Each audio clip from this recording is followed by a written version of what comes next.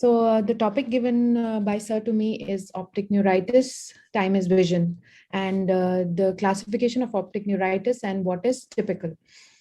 Optic neuritis describes a diverse group of inflammatory and infectious optic neuropathies. The advances in neuroimaging and the discovery of new antibodies has changed how we diagnose and classify optic neuritis. So currently, optic neuritis is broadly classified into the following subheadings. The first one is the one associated with multiple sclerosis, which is described as the typical or the garden variety of optic neuritis.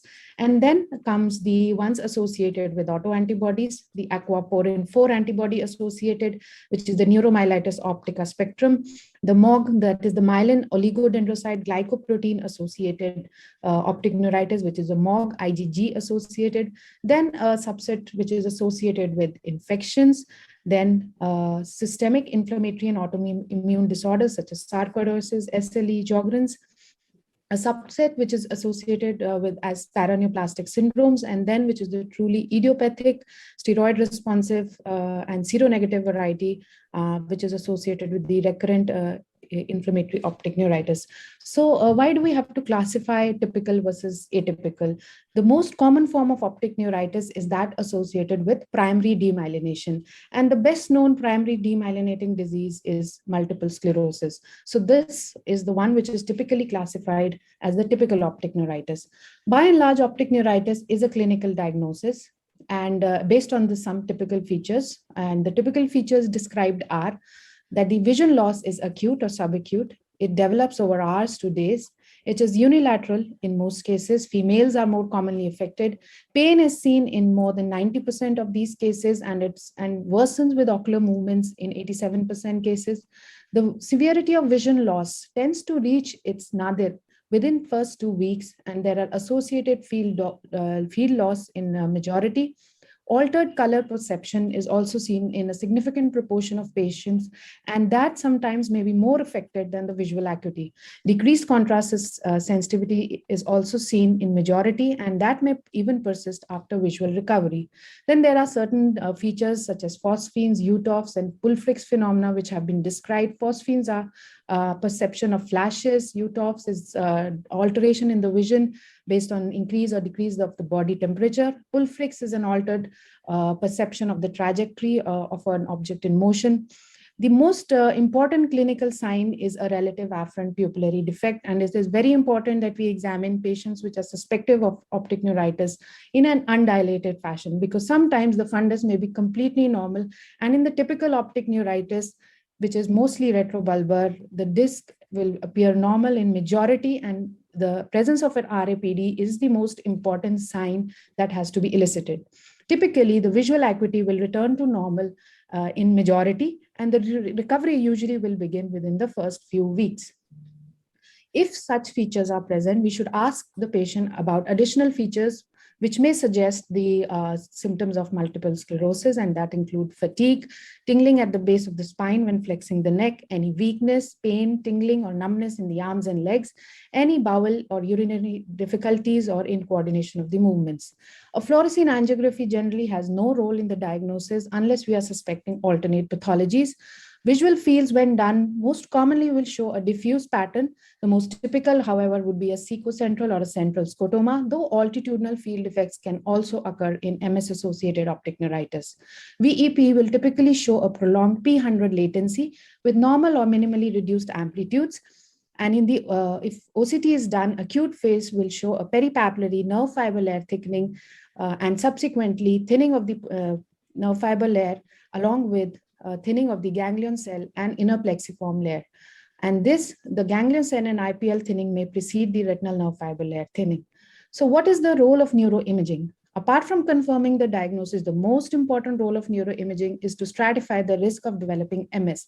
And for this purpose, we ordered a contrast-enhanced MRI of the brain, the orbits, and the spinal cord.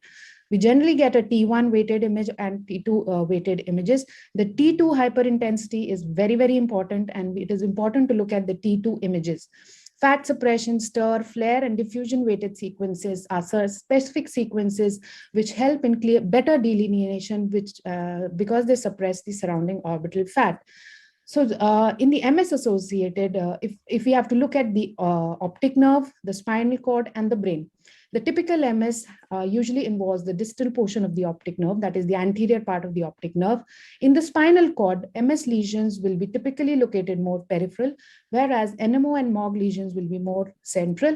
In the optic nerve, NMO lesions will be more proximal. They may involve the optic chiasma or the postchiasmatic part of the optic nerve. MOG optic neuritis tends to be bilateral. In the spinal cord, NMO and MOG lesions tend to be more central. The NMO lesions are generally superiorly in the cervicodorsal region, and the MOG lesions can be actually anywhere, but they may be more in the caudal distributions. In the brain, the MS lesions are typically associated close to the callous-septal junction. They are ovoid and they are perpendicularly radiating. NMO lesions are also periventricular, but very closely associated, and they are extensive. MOG lesions can involve the brainstem. So this is what a T2 weighted image MRI looks like. How do we recognize a T2 weighted? It may be important for the residents. In a T2 image, the CSF is white. So this image, if you look at the optic nerves on both sides, on the right side, if you see that there is a whitening, hyperintensity of the sheath, but there is a hypointensity in the center. Whereas on the other side, you see a hyperintensity in the center. So this is what a T2 hyperintensity suggestive of an optic neuritis would look like. If you see the brain lesions are typically ovoid. They are located in the periventricular, infratentorial, spinal cord white matter. And the latest imaging techniques allow for detection of cortical as well as juxtacortical lesions. Acute lesions enhance with gadolinium, while the odor lesions do not. And this allows radiographic dissemination in time distinction. So here we see the sagittal image on the right. We see these typically perpendicular radiating lesions, and we see the white matter lesions on an axial cut. Whereas NMO, if we are seeing what basically it is shown here is the involvement of the optic chiasm in NMO, and the lesion above is a T2 hyperintensity, and the lesion below is showing enhancement. So patients diagnosed with optic neuritis want to know whether they already have MS, and if they do not have MS now, what is their risk of developing MS in the future? So the overall risk of developing MS in 15 years after the onset of the first attack of optic neuritis is 50%. And if there are no lesions in the brain at baseline, then the overall risk is low, 25%, and then it increases proportionally based on the number of lesions that are seen on the MRI. Other important conclusions are that 15 to 20% patients of MS have optic neuritis as the presenting feature. There is in general low risk of MS when atypical features such as edema, disproportionate disc edema, and absence of pain features are present.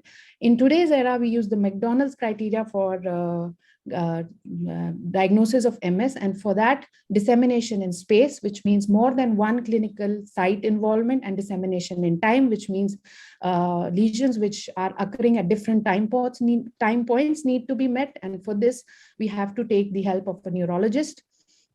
As far as the treatment is concerned, the optic neuritis treatment trial used the IV methylprednisolone 250 milligrams 6 hourly for 3 days, followed by oral prednisolone for 11 days. This has now been simplified to a pulse dosing regimen of 1 gram IV for 3 days, followed by oral. How does IV help? It offers faster visual recovery. However, there is no significant difference in the long-term visual outcomes. This regimen reduces the risk of a recurrence in the first 2 years, but not after that. Oral prednisolone is not recommended due to increased risk of recurrences. And for MS, we have to take into account the disease-modifying agents, which include interferon beta 1, alpha, and beta, glatiramer acetate, fingolimod, and mitoxantrone. As far as the prognosis is concerned, 92 to 93% of patients recover more than 20/40 vision at 1 year follow-up. And the improvements is slightly higher in those with better baseline visual acuity. RPD will recover in 55 to 92% patient. Visual fields will recover in 55.9% by 1 year, color vision in 1/3 to most of the patients. Recurrences at 5 years are seen in 19% for the affected eye, 17% for the fellow eye, and 30% for either eye. So I just end with this slide. I've described what are the typical features. In addition, for MS, in CSF, you'll see oligoconal bands. But if you don't find these features, you have to go to a different pathway, which will be discussed in subsequent talks. Thank you.